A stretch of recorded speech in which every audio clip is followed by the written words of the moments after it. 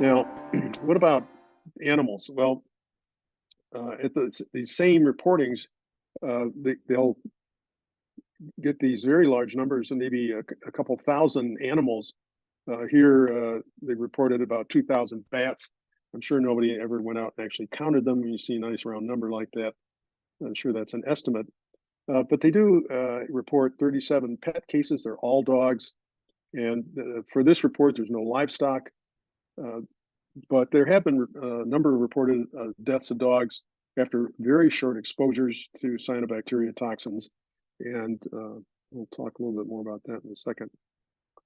So this is another report. These mostly are generalized symptoms. That is, the dog maybe not be walking right, or they look like they just want to lie down and not do anything.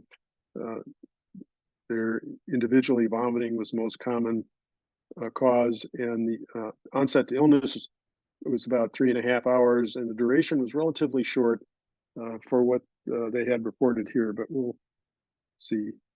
This is a slide that I took from a webinar I had from this woman, Jordan Murphy, was part of a presentation last fall, and she works at the University of Wisconsin, and had this slide that shows signs of illness are lethargy, drooling, weakness, seizures, vomiting, diarrhea, and difficulty breathing. If you have seizures and difficulty breathing, that dog's in a lot of trouble. These other ones are more common, but fortunately not quite so serious. So why do dogs get so sick and die? Well, there's a number of reasons that push that. One is that the wind can blow the cyanobacteria because they float, and they tend to pile up along the shoreline, and that's where the dogs tend to spend most of their time, where they can walk around and still be in the water. Of course, they do swim, and when dogs swim, they ingest and inhale water. Uh, dogs would go and drink water from little puddles that is so dirty, none of us would ever imagine drinking that. And dogs hold water on their coats, so they have a longer skin exposure. When they get to where they're not walking around, they can lie down and lick their fur, so they ingest more inside them. The dogs don't go home and take a shower typically, and they don't complain about early symptoms and stop. And that's a big issue. And then they get a bigger dose, but there's more to it. And that is this phenomena. And that is that dogs have a very steep, what's called a dose response curve. So this is a curve where you're measuring the response for the dose of a imaginary drug. In this case, we're presuming it would be cyanobacteria toxins. And what happens is, before they start showing much of a response, they get this huge dose that's in, and the CDC says they can get up to a 90% of a lethal dose before they have any clinical signs. That is a dose that is going to kill the dog before they look sick. And so you can't allow your dog to tell you that it's not feeling well, and then say, okay, it's time to get out. If they're in the water, you got to get them right out, because they can absorb this as time goes on. This is a